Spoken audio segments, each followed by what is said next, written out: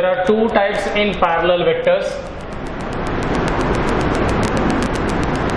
One is likely and another one is unlikely. ये तो सबको पता है, like और unlike. So likely and unlikely. So likely parallel vectors are those vectors in which the vectors are parallel in the same direction. Vectors are parallel in the same direction, means it is not necessary that here the vectors having magnitude equal. ठीक है, ये necessary नहीं है यहाँ पर कि दो vectors है, लेटर से यहाँ पर ये है a बार और ये है वेक्टर b बार, तो यहाँ पर a बार और b बार के मैग्नीट्यूड्स अलग अलग है, ठीक है, और वो अलग अलग है फिर भी वो कैसे है, पैरेलल है और दोनों का डायरेक्शन सेम है, तो ये दोनों वेक्टर्स बन गए आपके likely parallel vectors. And unlikely means क्या होगा, फिर यही कंडीशन सिर्फ उनके डायरेक्शन जो है वो अपोजिट रहेंगे, ठीक है, तो ये a बार और ये b बार ये हो गए आपके लाइकली पैरेलल वेक्टर्स और ये हो गए unlikely parallel vectors. Likely parallel vectors and unlikely parallel vectors, इसमें कुछ प्रॉब्लम है लाइकली अनलाइकली में? नहीं, सिंपल है एकदम, ठीक है। और कल क्या देखा था हमने, मतलब कल के लेक्चर में कोप्लेनरिटी, कोप्लेनर वेक्टर्स हमें देखने हैं अभी, ठीक है। कोप्लेनर मतलब क्या कहते हैं हम, एक प्लेन में होने वाले, कोप्लेनर पॉइंट्स हमें पता है, तो कोप्लेनर पॉइंट्स पता है तो अपन क्या बोल सकते हैं उसमें। और कोप्लेनर वेक्टर के बारे में, the vectors which are lying in a same plane, जो सेम प्लेन में होंगे वो कोप्लेनर वेक्टर्स। तो अब देखो इसमें ऐसी बात है, ये अगर हमारा प्लेन है, ठीक है, इसमें मेरा ये एक वेक्टर है, ये दूसरा है, ये तीसरा है, ये चौथा है, कहीं पे यहाँ पर मैंने और दो चार वेक्टर्स मैंने कंसिडर किए, तो वो सारे वेक्टर्स कैसे रहेंगे, कोप्लेनर। तो मेरा क्वेश्चन ये रहेगा, क्या हम ये जो जितने भी वेक्टर्स है, क्या इन वेक्टर्स को को इनिशियल या को टर्मिनस या पैरेलल वेक्टर बना सकते हैं क्या? तो अगर वो दोनों वेक्टर्स पैरेलल होंगे तो उनको कोलिनियर बना सकते हैं, या कोलिनियर होंगे तो उनको पैरेलल बना सकते हैं, ठीक है। अब ये दो चार वेक्टर्स इस तरह से ड्रॉ करता हूं मैं, ए vector, B vector, C vector, D vector. अब क्वेश्चन ये है कि ये जो चार वेक्टर्स मैंने कंस्ट्रक्ट किए या ड्रॉ किए यहाँ पर, इन चारों वेक्टर्स को क्या हम को इनिशियल या को टर्मिनस वेक्टर बना सकते हैं या नहीं? यस और नो? यस। क्यों बना सकते हैं? क्योंकि वो भी कंसेप्ट हमने कल पढ़ा था, वो कंसेप्ट था ड्यू टू फ्री वेक्टर्स। ये कौन से वेक्टर्स है? Free vectors. And free vectors are which vectors? Are those vectors which can be move in a same plane, जो मूव कर सकते हैं हम जिसे सेम प्लेन में without changing its direction and magnitude. अब इसका एकदम सिंपल एग्जांपल देखो, ये ट्यूबलाइट है, ये एक वेक्टर है, ठीक है, वो उस प्लेन पर है, ठीक है, उसको इसी डायरेक्शन में हमें लगाना है, और इसी डायरेक्शन में मतलब ये जिस तरह से लगी हुई है वैसा ही, लेकिन उठा के मुझे उसको ये दीवार पे लगाना है सपोज, और वही जो जैसा वो दिख रहा है वैसा ही, क्योंकि हम उसका डायरेक्शन और मैग्नीट्यूड चेंज नहीं कर सकते। अब उसका डायरेक्शन चेंज नहीं करना है, लेकिन वो मुझे इस दीवार पे लगानी है, तो वो सपोज वहां से उठाया हमने, ये है वो। ऐसे अपन ट्यूबलाइट लगा सकते क्या ये दीवार पे? नहीं, ठीक है। ये उठा के ज्यादा से ज्यादा क्या हो सकता है, उस दीवार पे लग सकती है वैसे, ठीक है, जैसे लेफ्ट से राइट पे शिफ्ट कर सकते हैं। मतलब ये प्लेन्स कैसे है, these are the parallel planes.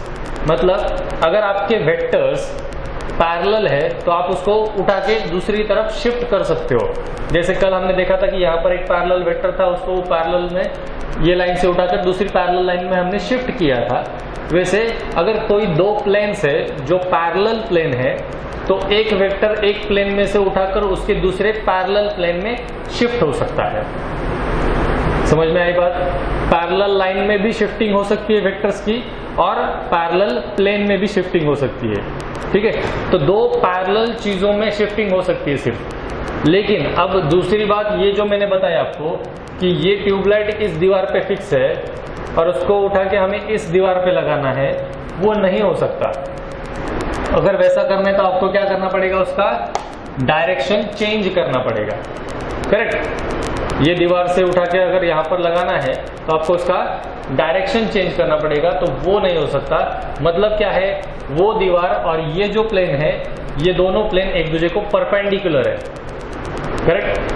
Parallel plane में शिफ्टिंग हो सकती है, परपेंडिकुलर प्लेन में हम शिफ्ट नहीं कर सकते। क्यों नहीं कर सकते? क्योंकि अगर हमें परपेंडिकुलर प्लेन में शिफ्ट करना है तो उसका डायरेक्शन चेंज करना पड़ेगा, which is against the law of free vector. Free vector के लॉ के वो अगेंस्ट है, ठीक है। ये कुछ चीजें कल के लेक्चर में जो हुई थी या कुछ बची थी तो वो आज मैंने आपको बता दिया, ठीक है। और अब हम देखने जा रहे हैं अलजेब्रा ऑफ वेक्टर्स। वेक्टर्स का अलजेब्रा। अलजेब्रा मतलब scalar multiplication, addition, subtraction, multiplication. अब यहां पर देखो मल्टीप्लिकेशन, स्केलर मल्टीप्लिकेशन, आपको ऐसा लग सकता है कि स्केलर क्वांटिटी का मल्टीप्लिकेशन, या जैसे स्केलर्स एंड वेक्टर्स दो क्वांटिटीज होते हैं उसका हो सकता है। तो स्केलर मल्टीप्लिकेशन ऑलरेडी हमने मैट्रिसेस में पढ़ा है। मतलब कोई एक मैट्रिक्स है, उसको किसी स्केलर क्वांटिटी के से अपन मल्टीप्लाई करेंगे, किसी एक नंबर से मल्टीप्लाई करेंगे, ये हमने मैट्रिसेस में देखा है। मतलब हर एक एलिमेंट को हम मल्टीप्लाई करते थे। वैसे यहाँ पर लेट अस से कोई एक आर्बिट्री कांस्टेंट मैंने k कंसिडर किया, या एक स्केलर क्वांटिटी k कंसिडर की, उससे मुझे किसी वेक्टर a को मल्टीप्लाई करना है, तो हम इसे मल्टीप्लाई कर सकते हैं k इंटू a बार, या k इंटू a बार। अब ये k क्वांटिटी जो है, ये क्वांटिटी में आप कुछ कंसिडर करता हूँ, लेट अस से 2, 5, 10, और इससे ये a वेक्टर को मल्टीप्लाई करता हूँ, a बार को, 2 इंटू ए बार, 5 इंटू ए बार, 10 इंटू ए बार। अब जब हमें पता है कि ये ए बार जो है ये एक वेक्टर है which is made up of magnitude as well as direction, तो उसमें मैग्नीट्यूड भी है, उसमें डायरेक्शन भी है। तो अब ये है कि सपोज आपने इस वेक्टर को 2 से मल्टीप्लाई किया, तो इसका डायरेक्शन लेट अस से इस तरह से, ऐसे वो जा रहा है, तो डायरेक्शन अगर इस तरह जा रहा है तो उसको अगर आप 2 से मल्टीप्लाई करोगे तो डायरेक्शन में 2 टाइम्स मल्टीपल होने जैसे कुछ है क्या? नहीं। कौन मल्टीप्लाई होने वाला है फिर? मैग्नीट्यूड। सो मैग्नीट्यूड मल्टीप्लाई होगा जब आप इसको किसी भी नंबर से मल्टीप्लाई करोगे। लेट अस से यहाँ पर हमने कंसिडर किया कि मैग्नीट्यूड ऑफ ए जो है उसकी वैल्यू है 2, मैग्नीट्यूड ऑफ ए जो है वो 2 है, तो यहाँ पर 2 इंटू 2 4 होगा, 2 इंटू 5 10 होगा, 2 इंटू 10 20 होगा। ये 20 टाइम्स बनेगा। 20 टाइम्स किसके? ओरिजिनल वेक्टर के। जो भी आपका ओरिजिनल वेक्टर गिवन है उसका जो मैग्नीट्यूड होगा उसका, देखो ये 2 इंटू 2 करोगे तो 4 हो गया, मतलब जो ओरिजिनल वेक्टर था तो उसका मैग्नीट्यूड था 2 टाइम्स, तो यहाँ पर बन गया 2 इंटू 2 4, मतलब डबल हो गया। यहाँ पर 5 टाइम्स, यहाँ पर 10 टाइम्स। अगर 20 इंटू ए बार कर देते तो 20 टाइम्स होता, ठीक है। अब ये तो पॉजिटिव नंबर वाला हमने कंसिडर कर लिया। लेट अस से मैंने क्या किया, -3 से मल्टीप्लाई किया इस ए बार को। ये चीज हमने कल देखी थी, कौन से? Negative of a vector. क्या होता है निगेटिव ऑफ अ वेक्टर? एक वेक्टर जो गिवन वेक्टर के मैग्नीट्यूड के इतना ही है, बस उसका डायरेक्शन अलग है। जैसे हम यहाँ पर देखेंगे, सपोज अगर ये ए वेक्टर है और ये बी वेक्टर है, ये दो वेक्टर्स है अपने पास, तो ये ए वेक्टर और बी वेक्टर, इसमें क्या होगा? ए वेक्टर बी वेक्टर दोनों के मैग्नीट्यूड्स तो इक्वल है, लेकिन बी वेक्टर का डायरेक्शन जो है वो ए के अपोजिट है, इसलिए ये बनेगा A vector is equal to minus of B vector, ठीक है।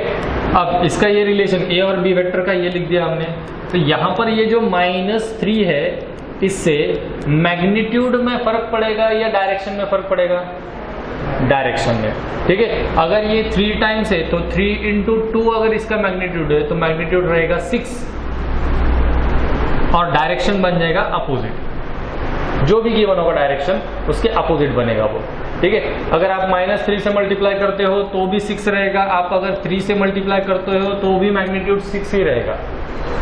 अगर आप प्लस और माइनस a से मल्टीप्लाई करते हो या प्लस और माइनस k से मल्टीप्लाई करते हो किसी भी नंबर को या किसी भी वेक्टर को, तो सिर्फ चेंज किस में होगा, डायरेक्शन में। Magnitude will remain same. Same मतलब अगर आप 2 से मल्टीप्लाई करते हो तो 2 इंटू, जैसे यहाँ पर 2 है सपोज, 2 इंटू 2 4 बनेगा मैग्नीट्यूड। -2 से करते हो तो भी मैग्नीट्यूड 4 बनेगा। अगर -2 से किया तो चेंज किस में होगा, सिर्फ डायरेक्शन में।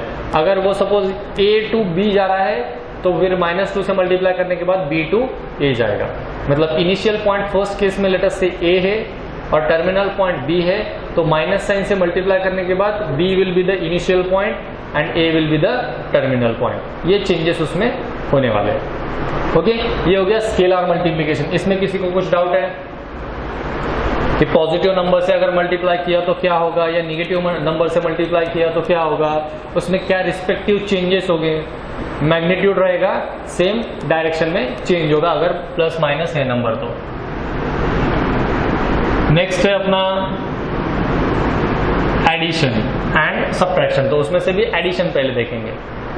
एडिशन में क्या है, कोई भी दो चीजें हमें ऐड करनी है, तो इसमें हमें 3 लॉज है, 3 रूल्स है। वो 3 लॉज, 3 रूल्स कौन से? तो नाम पहले देखते हैं। एक है triangle law of vector addition, दूसरा है parallelogram law of vector addition, और तीसरा है polygon law of vector addition. अब ये शेप्स तो सभी को पता है, ट्रायंगल क्या होता है, पैरेललोग्राम क्या होता है और पॉलीगॉन क्या होता है। ये दो तो पता है। पॉलीगॉन मतलब ऐसी फिगर जिसमें 4, मतलब triangle is a polygon, parallelogram is again a polygon, pentagon, hexagon, heptagon, octagon. ठीक है, ये जो है ये सारे क्या है, पॉलीगॉन है। पॉलीगॉन मतलब जिसमें ज्यादा से ज्यादा 3, 4, 5, 6 ये जो है ये इसके साइड्स होते हैं, एंगल्स होते हैं। ठीक है, तो वो पॉलीगॉन बनेगा। यहाँ पर ऐसा कुछ नहीं कि ये रेगुलर पॉलीगॉन होना चाहिए या कुछ ऐसा होना चाहिए जैसे इक्विलैटरल ट्रायंगल हुआ, स्क्वायर हुआ और ये रेगुलर पेंटागन हुआ जिसमें सारे साइड्स इक्वल होते हैं। ऐसा होने की जरूरत नहीं है। ठीक है, ये किसी भी टाइप का पॉलीगॉन हो सकता है। तो इसको एक एक अपन एक्सप्लेन करेंगे अभी। ट्रायंगल लॉ में क्या है, if we are considering 2 vectors, ये कहां पर पढ़ना है हमें, किसके लिए, ये सारे के सारे एडिशन ऑफ वेक्टर्स, वेक्टर्स के एडिशन के लिए ये हमें पढ़ना है। ठीक है, अब वेक्टर्स के एडिशन के लिए अगर ये हमें पढ़ना है तो इसमें जो भी करेंगे कंसिडर वो किसके लिए करना है, वेक्टर के लिए। मतलब आप अगर ट्रायंगल भी कंसिडर करते हो तो ट्रायंगल के तीनों साइड्स क्या रिप्रेजेंट करेंगे, वेक्टर। अगर आप पैरेललोग्राम कंसिडर करोगे तो पैरेललोग्राम के 4 साइड्स और उसके डायगोनल्स क्या रिप्रेजेंट करेंगे, वेक्टर। पॉलीगॉन कंसिडर कर रहे हो तो पॉलीगॉन के जितने भी साइड्स है या उसके डायगोनल्स है वो क्या रिप्रेजेंट करेंगे, वेक्टर्स। ये याद रखो सिर्फ। ठीक है, तो जो भी हम कंसिडर करेंगे, जो भी शेप कंसिडर करेंगे वो क्या रिप्रेजेंट करने वाला है, वेक्टर। ठीक है, इसमें तो कोई प्रॉब्लम नहीं है। तो अभी हम देखते हैं एक एक लॉ। देखो सबसे पहले है ट्रायंगल लॉ। ट्रायंगल लॉ में क्या है कि if 2 vectors, let us say vector A and vector B are along the sides of triangle, ये इस तरह से अगर है, इसको अगर हम नाम देते तो ये बनता है ABC।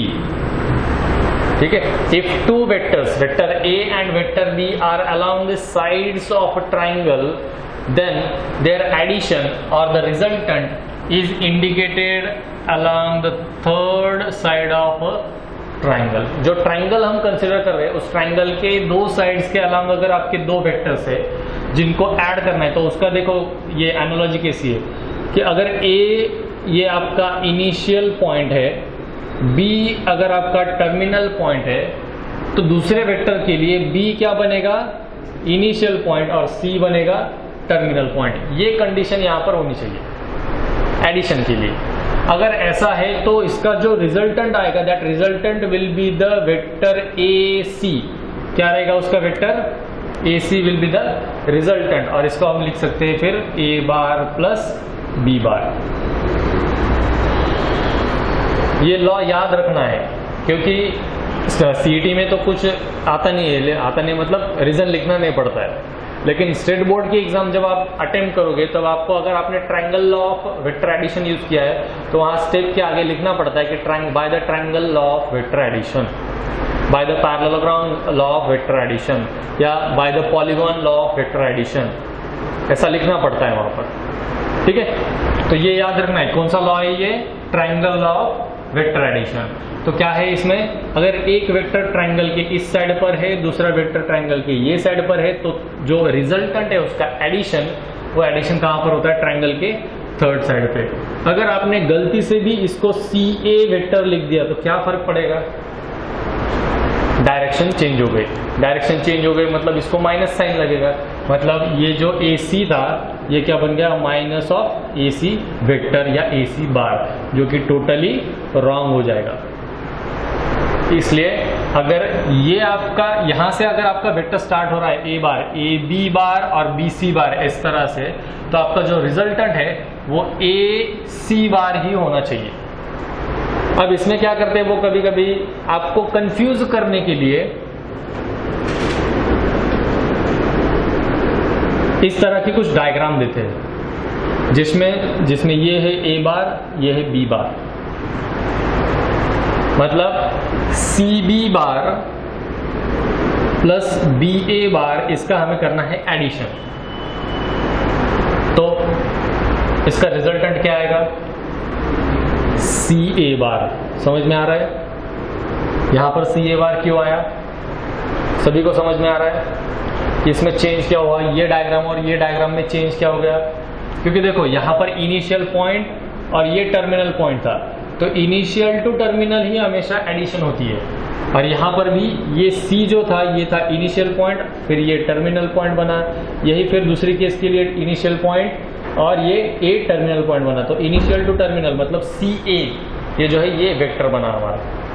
ठीक है, CA वेक्टर एडिशन के लिए। ऐसे according to the given data, जो भी डेटा गिवन है उस डेटा के अलावा हमारा ये चेंज होता रहेगा। अगर यहाँ पर इसकी जगह पे PQR ट्राइंगल है तो PQQR उसका रिजल्टेंट बनेगा PR।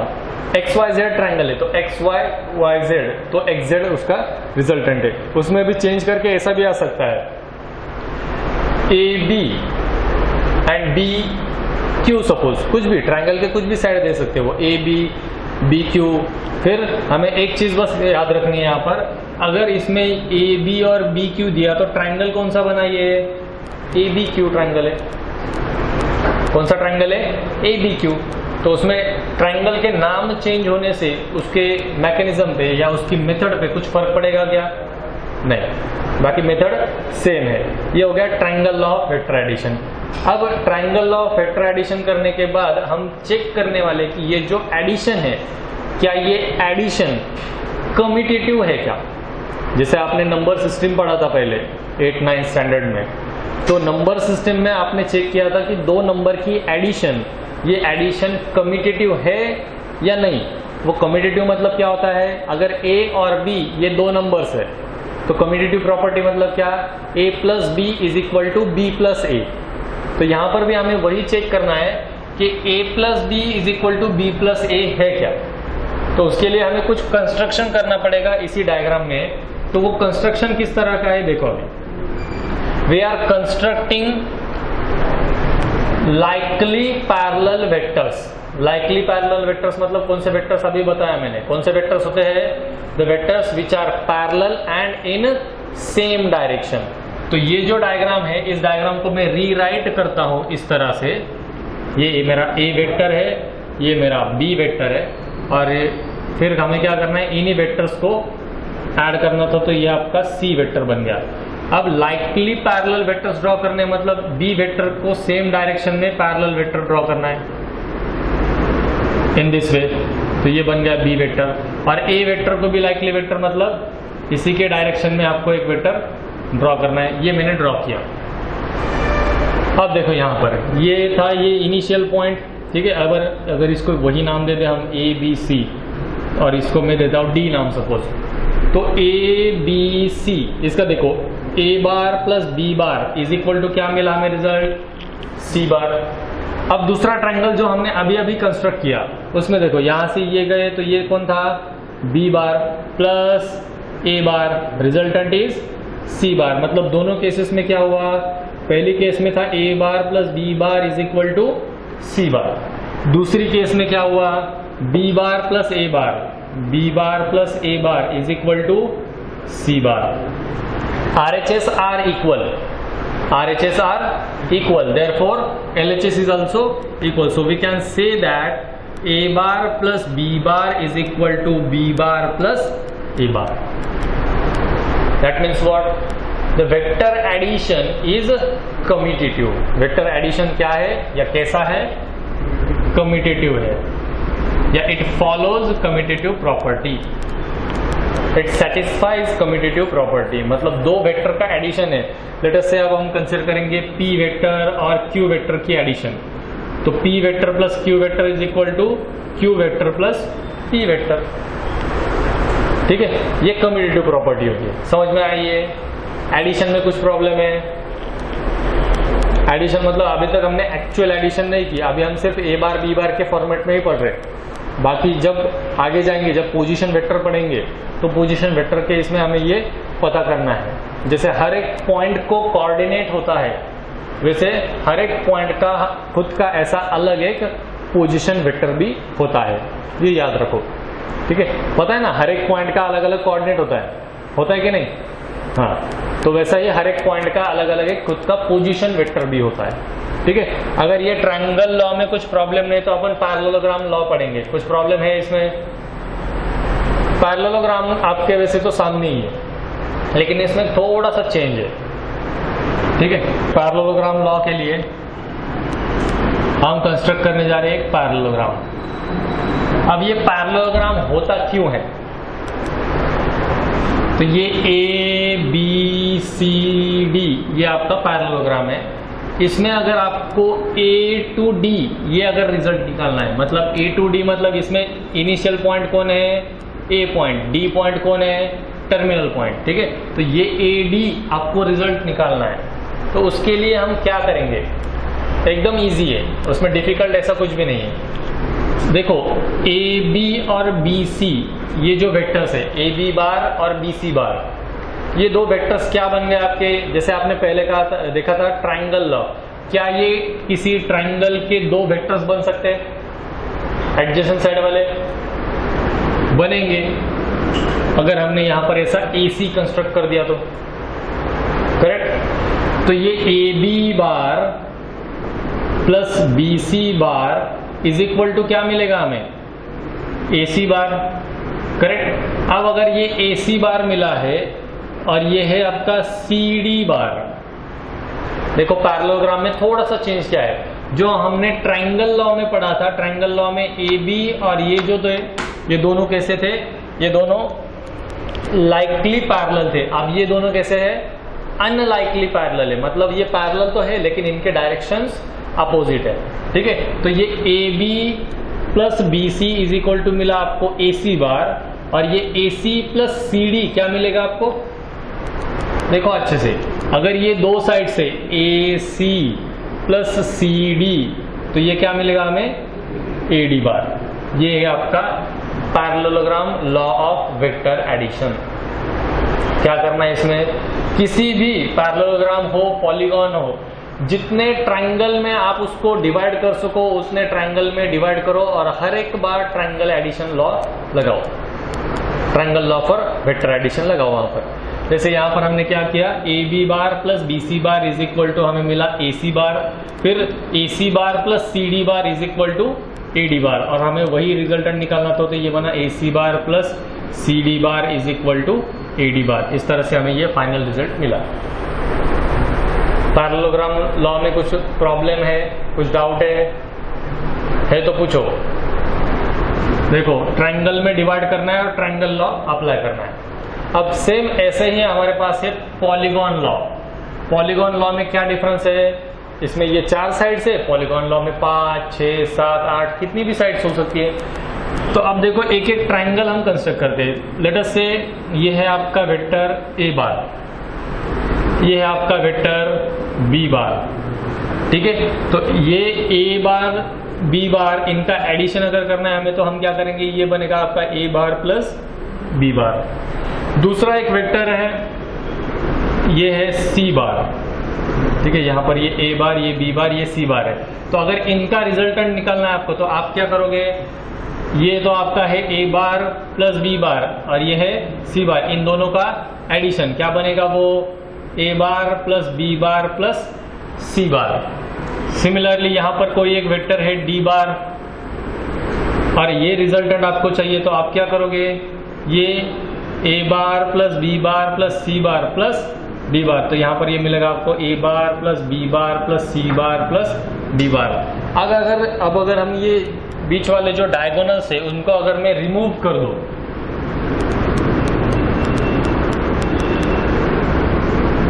तो क्या होगा, ये कितने एंगल से देखो, 1 2 3 4 5 पेंटागन है। भले रेगुलर नहीं है but it is a pentagon, मतलब एक पॉलीगॉन है वो।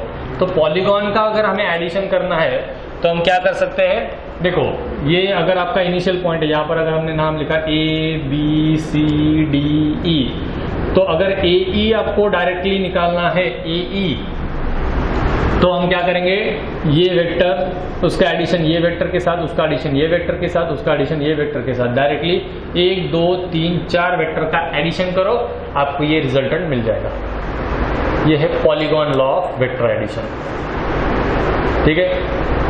ट्राइंगल लॉ का ही एप्लीकेशन है पैरेललोग्राम लॉ, और उसी का एप्लीकेशन ये पॉलीगॉन लॉ, अलग ऐसा इसमें कुछ भी नहीं है। ट्राइंगल में डिवाइड करो, ट्राइंगल लॉ अप्लाई करो, एडिशन करो, फिर से ट्राइंगल लॉ अप्लाई करो। देखो यहाँ पर एक बार ट्राइंगल लॉ अप्लाई किया, फिर दोबारा किया, फिर 3 टाइम किया और आपको आंसर 4th टाइम में मिल गया, ठीक है। ये है पॉलीगॉन लॉ। अब ये क्वेश्चन आता कितनी मार्क्स के लिए है, अगर सीईटी में आया तो 2 मार्क, और स्टेट बोर्ड में आया कितना डेटा आपने आइडेंटिफाई किया है, कितना डेटा आपने लिखा है। अगर आपको फाइंड आउट करना है ये A bar plus B bar plus C bar plus D बार, मतलब 1 2 3 से 4 बार आपने यहाँ पर एडिशन की है, तो 2 मार्क के लिए आएगा। अगर 5 बार करना पड़ा तो आपको शायद 3 मार्क के लिए आ सकता है, उसके आगे नहीं जाएगा। ये 2 से 3 मार्क के लिए क्वेश्चन है एडिशन का, ठीक है। समझ में आई ये बात। अगर एडिशन है तो यहाँ पर सब्ट्रैक्शन भी होगी, एडिशन है तो सब्ट्रैक्शन भी होगी, लेकिन सब्ट्रैक्शन जो है वेक्टर में उसको हम कहते हैं निगेटिव एडिशन। क्या कहते हैं हम उसे, निगेटिव एडिशन।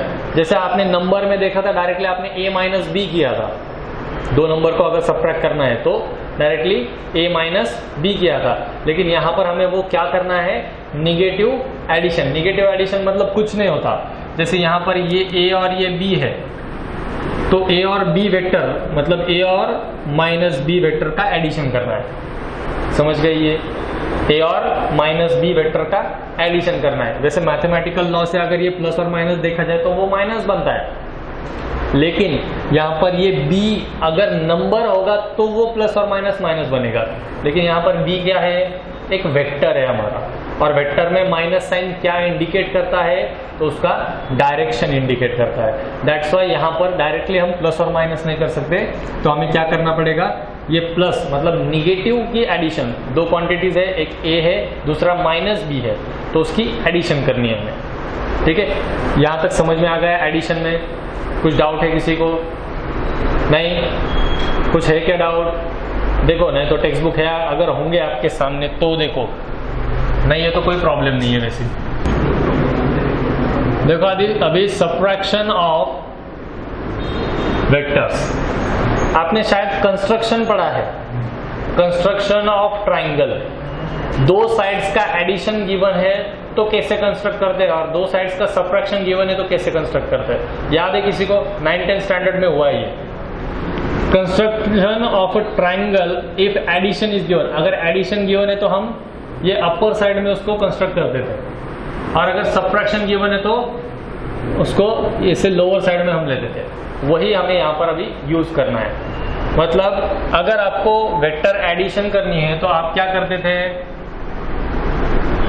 सपोज अगर ये दो साइड से आपके ट्राइंगल के, ये है ए बार, ये है बी बार, तो आप क्या करते थे, A bar plus B bar will be our resultant, correct. ये बनता था आपका A bar plus B bar resultant. अब हमें क्या करना है, सब्ट्रैक्शन, मतलब ए बार माइनस बी बार। अब ये माइनस बी बार मतलब इसका निगेटिव है, इसका same magnitude but opposite in direction, तो अपोजिट डायरेक्शन में बन गया ये, तो ये प्लस बी था, ये बना माइनस बी बार। अब यहां पर भी देखो, initial point terminal point, initial point terminal point, इसका जो भी रिजल्ट होगा that will be the subtraction of two vectors and those vectors are A bar and B bar.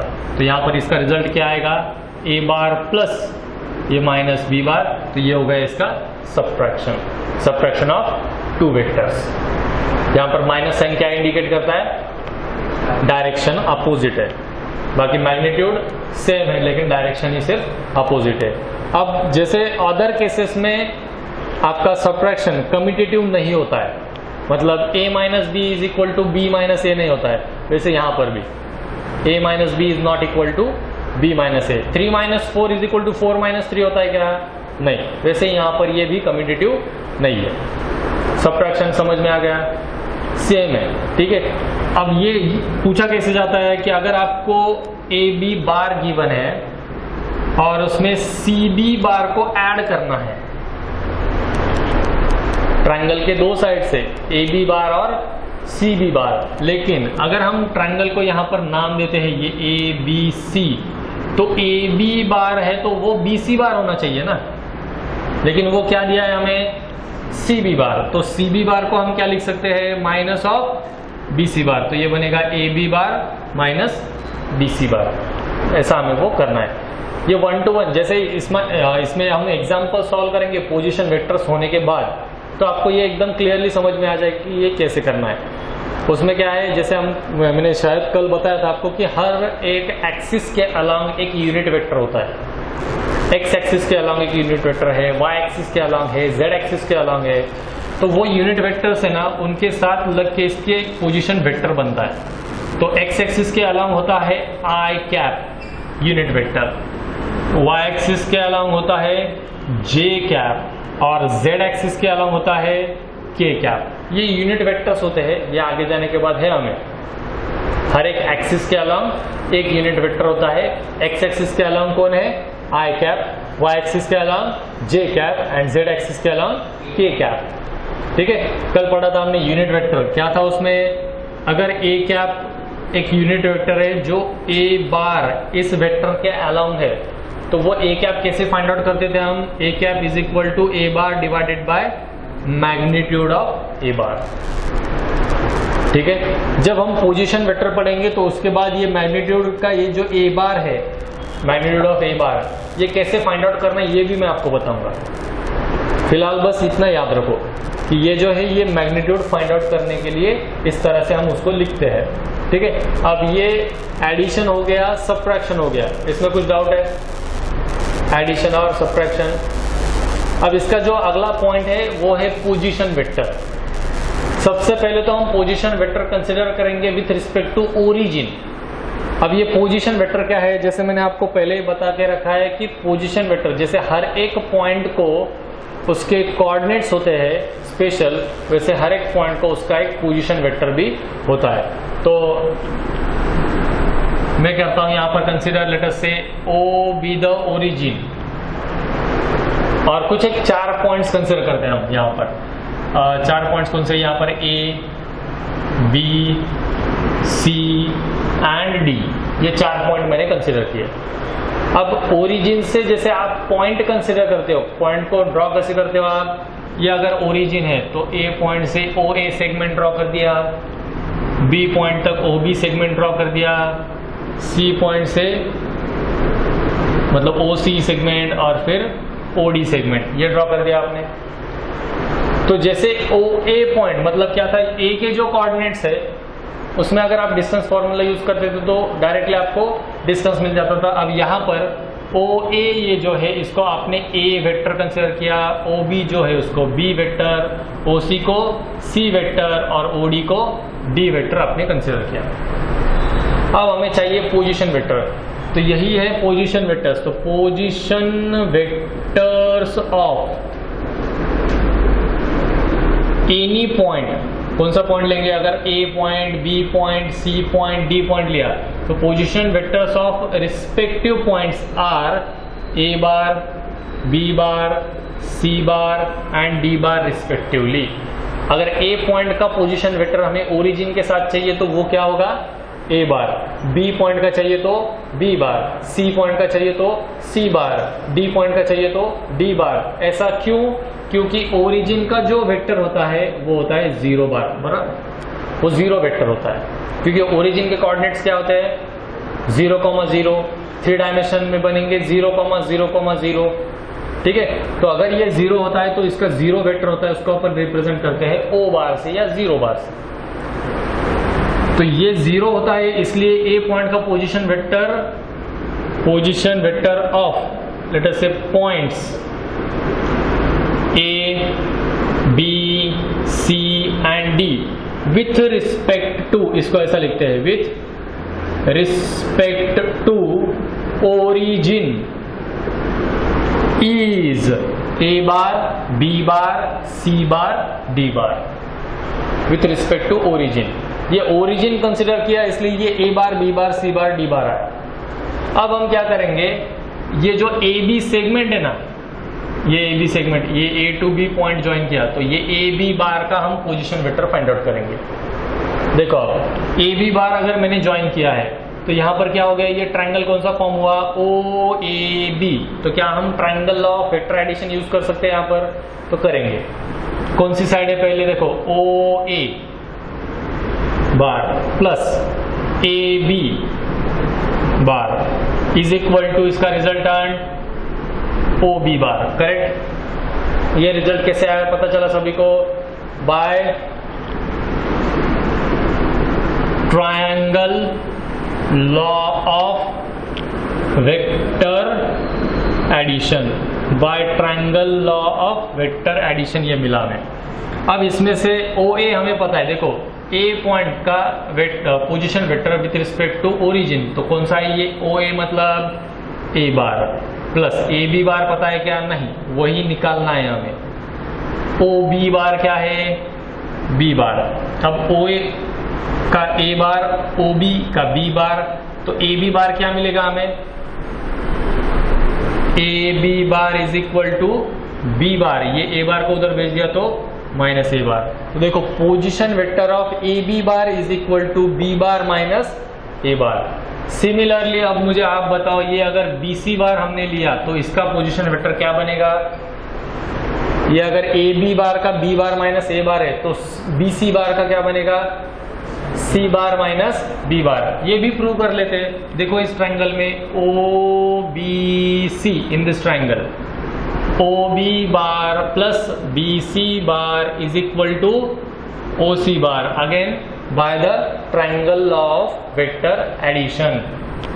तो ओ बी बार मतलब है बी बार, बी सी बार तो find out करना है, ओ सी बार मतलब C bar, therefore B C bar is equal to C bar minus B bar. Similarly अगर आपको C D bar find out करना है तो डी बार माइनस सी बार।